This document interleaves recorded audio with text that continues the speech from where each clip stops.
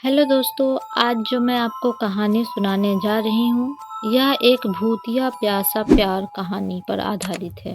गांव शांति नगर के बाहर एक पुरानी और सुनसान हवेली खड़ी थी।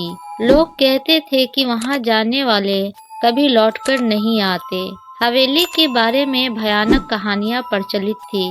रात को वहां से किसी के रोने और सिसकने की आवाजें आती थी। लोग मानते थे कि वहाँ कोई भूतनी रहती है जो प्यार की प्यासी है। इस हवेली से जुड़ी कहानी 100 साल पुरानी थी। कहते हैं वहाँ कभी रुचिका नाम की एक खूबसूरत लड़की रहती थी। उसका दिल सच्चे प्यार की तलाश में था, लेकिन उसे बेवफाई और धोखे के सिवा कुछ नहीं मिला। फिर लास्ट में उसने आत्महत्या कर ली, लेकिन उसकी आत्मा हवेली में कैद हो गई।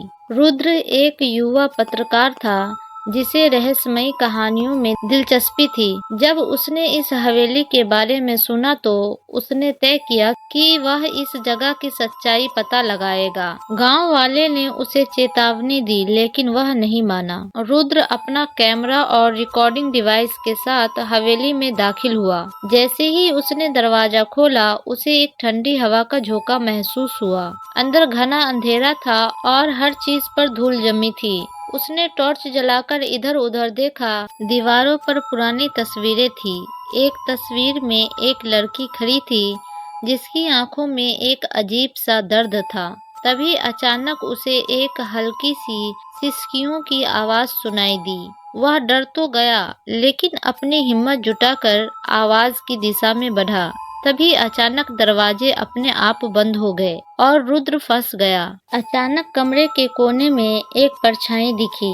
वह धीरे धीरे आकार लेने लगी और कुछ ही पलों में सुंदर लड़की उदास युवती में बदल गई। वह रुचिका थी, वही आत्मा जो प्यार की प्यासी थी। कौन हो तुम? रुद्र ने कांपती आवाज में पूछा। मैं वो हूँ जिसे प्यार नहीं मिला। मैं वो हूँ जिसे बेवफाई ने मार डाला। रुचिका की आवाज दर्द से भरी थी। रुद्र कुछ बोल पाता इससे पहले ही रुचिका उसके करीब आ गई। उसकी आंखों में आंसू थे। तुम भी मुझे छोड़कर चले जाओगे, है ना? रुद्र को समझ नहीं आया कि वह क्या करे, लेकिन उसे इस आत्मा से डर नहीं लगा। वह उसे कोई नुकसान नहीं पहुंचा रही थी।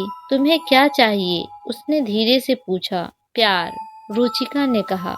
मैं सिर्फ प्यार चाहती हूँ। रुचिका ने अपनी कहानी सुनानी शुरू की। उसका प्रेमी राजवीर, जिसने उससे शादी का वादा किया था, लेकिन अंत में उसे धोखा दे दिया। शादी वाले दिन उसने किसी और से ब्याह रचा ली। इस सदमे को रुचिका सहन नहीं कर पाई और उसने उसी हवेली में आत्महत्या कर ली। उसकी आत्मा वहीं रह गई, एक सच्चे प्रेमी की तलाश में। 100 साल हो गए पर कोई भी मुझे सच्चा प्यार नहीं दे पाया। रुचिका की आवाज में दर्द था।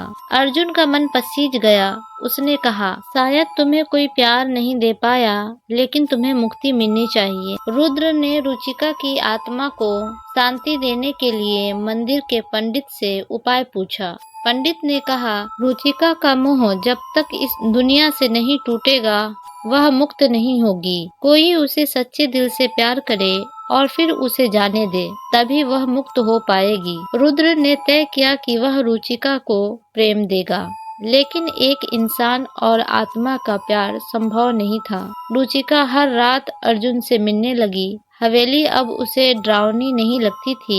वह रुचिका की आंखों में जो दर्द था उसे समझने लगा। धीरे धीरे वह भी रुचिका से जुड़ने लगा। एक दिन रुचिका ने पूछा, अगर मैं जिंदा होती तो क्या तुम मुझसे शादी करते? रुद्र के पास कोई जवाब नहीं था। रुद्र ने रुचिका को समझाया कि उसे अब इस दुनिया से मुक्त होना चाहिए। अगर तुम मुझे छोड़ दोगे तो मैं फिर से अकेली हो जाऊंगी। रुचिका की आंखों में आंसू थे। लेकिन तुम्हें मुक्ति चाहिए। रुद्र ने कहा, मैं हमेशा तुम्हारी यादों में रहूंगा। रुचिका मुस्कुराई, लेकिन उसकी आंखों में दर्द था। रुद्र ने मंत्रों का जाप किया और धीरे धीरे रुचिका की आत्मा रोशनी में बदलने लगी। धन्यवाद रुद्र, उसकी आवाज हवा में गूंज उठी। रुचिका मुक्त हो गई थी। हवेली की दीवारों पर जमी धूल उड़ गई, जैसे वहां से कोई बोझ हट गया हो। रुद्र ने हवेली से बाहर कदम रखा। अब वहां से किसी के रोने की आवाज नहीं आती थी। हवेली अब सिर्फ एक पुरानी इमारत थी जिसमें एक प्यासे प्यार की कहानी दफन थी। यह स्टोरी आपको कैसी लगी? कमेंट बॉक्स में लिखकर जरूर बताएं।